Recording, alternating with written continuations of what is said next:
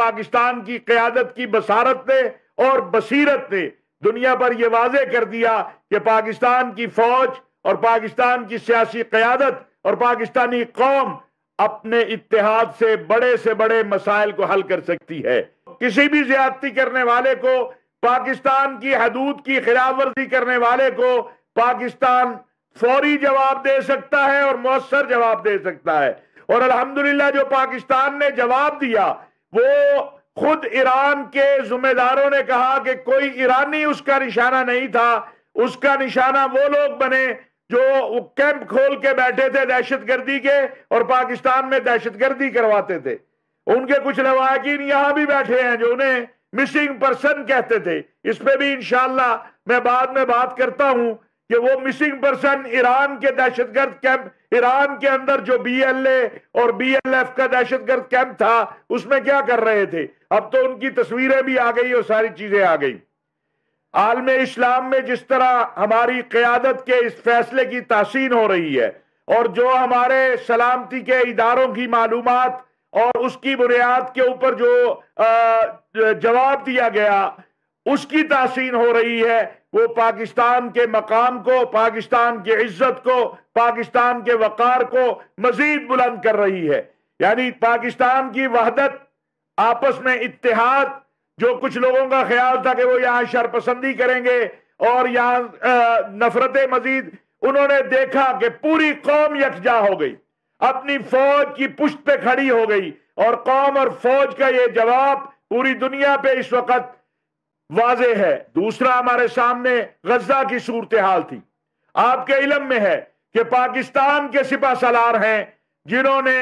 فلسطینی سفیر سے ان کو بلا کے جی ایچ کیو میں ملاقات کر کے اپنے تعاون کا یقین دلایا۔ پاکستان کی فوج ہے جو اب تک 4 جہاز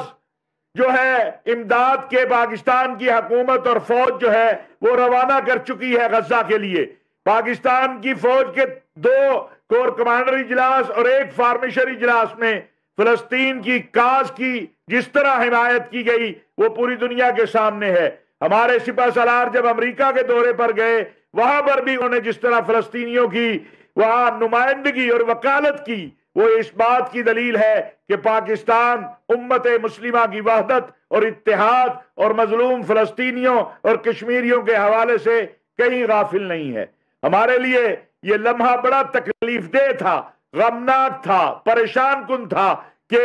جو کچھ ہوا تھا، لیکن الحمدللہ پاکستان کی قیادت کی بصارت نے اور بصیرت نے دنیا پر یہ واضح کر دیا کہ پاکستان کی فوج اور پاکستان کی سیاسی قیادت اور پاکستانی قوم اپنے اتحاد سے بڑے مسائل کو حل کر سکتی ہے۔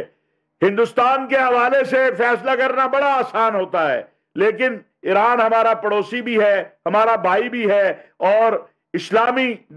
دنیا کے اندر ہمارا اور ایران کا بہت قرب ہے۔ بہت سارے جو مصائب اور مسائل آتے ہیں اس میں پاکستان جو ہے وہ ایران کے حوالے سے پاکستان کا بہت بڑا اس میں کردار ہے، خواہ وہ عرب ممالک سے صلح کا معاملہ ہو، تعلقات کی بحالی ہو، اور باقی آپ نے کل دیکھا کہ گزشتہ 2-3 روز سے جس طرح ہماری فوج کی، ہمارے سپہ سالار کی، ہماری حکومت کی دنیا اسلام تحسین کر رہا ہے۔ پوری دنیا یہ بات کہہ رہی ہے کہ پاکستان نے ایک ذمہ دار اور امن پسند ملک ہونے کا کردار ادا کیا ہے۔ اب میں یہ بھی گزارش کروں گا کہ جو نشانہ بنائے گئے لوگ وہ بی ایل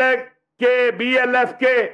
ان کے یہاں خود اعتراف کر لیا، مجھے کیوں گالیاں دیتے ہیں یا کسی اور کو کیوں گالیاں دیتے ہیں، یہ دھرنا گروپ جو ہے خود انہوں نے اعتراف کیا کہ وہ جن کو مسنگ پرسن کہہ رہے تھے وہ ایران میں بیٹھے ہوئے تھے۔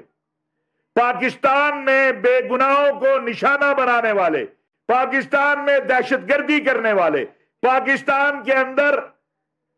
بیچارے مزدوروں کو، عورتوں کو، بچوں کو، سکولوں کو، پولیو ورکرز کو نشانہ بنانے والے دہشت گردوں کو جب پاکستان نشانہ بناتا ہے تو سچ سامنے آتا ہے، اور یہاں یہ بیٹھے ہوئے جو ہے وہ کہتے ہیں کہ یہ تو مسنگ پرسن ہیں۔ اگر وہ مسنگ پرسن تھے تو پھر وہ ایران میں کیا کر رہے تھے؟ یہ ایک بے بنیاد غلیظ پراپوگنڈا ہے جو پاکستان کے خلاف کیا جاتا ہے، اور پاکستان کے اداروں کے خلاف کیا جاتا ہے، پاکستان کی سلامتی کے اداروں کو نشانہ بنایا جاتا ہے۔ میں شہداء کے کیمپ میں گیا، میں تو آج بھی یہ کہتا ہوں کہ یہاں جتنی خواتین بیٹھی ہیں یہ ساری ہماری بہنیں ہیں، بیٹیاں ہیں، لیکن ان سے یہ بھی کہنا چاہتا ہوں کہ جب آپ ہندوستان کی زبان بولیں گے، جب آپ کشمیر کے مسئلے کے اوپر ہندوستان کی زبان بولیں گے، جب آپ کی زبان سے ان مزدوروں کے لیے، ان مقتولوں کے لیے، ان شہداء کے لیے ایک جملہ نہیں نکلے گا جن کو نشانہ بنایا گیا، تو پھر ہم اس کو کیا سمجھے؟ اگر انسانی حقوق کی بات ہے تو کیا ان مزدوروں کا انسانی حق نہیں ہے؟ اگر فیملیز کی بات ہے، بلا شبہ کسی بھی بچے کو یتیم نہیں ہونا چاہیے، کسی بھی بچے کا باپ غائب نہیں ہونا چاہیے، کس نے اس کی تائید کی ہے؟ لیکن میرا سوال ہے کہ اگر وہ مسنگ پرسن تھے تو وہ ایران میں کیا کر رہے تھے؟ ان کا وہاں پر جو ہے وہ کیمپ جو تھے وہ ان کیمپوں میں وہ کیوں موجود تھے؟ تو یہ ایک ایسا معاملہ ہے جس کو دنیا کو بھی دیکھنا چاہیے، اور پاکستان کے اندر جو میر جعفر و صادق ہیں ان کو بھی دیکھنا چاہیے کہ وہ جو پاکستان کے خلاف مہم کا حصہ بنتے ہیں کہ وہ کس طرح ہے۔ میں آخر میں ایک بار پھر جو ہے یہ بات کہنا چاہتا ہوں کہ الحمدللہ ہمارا پورے عالم اسلام سے رابطہ ہے۔ جب ایران کی طرف سے ہماری فضائی حدود کی خلاف ورزی کی گئی، اس وقت بھی، آج بھی، اور اس عرصہ کے دوران بھی الحمدللہ پاکستان کہیں پر ایک لمحے کے لیے تنہا نہیں ہوا تھا۔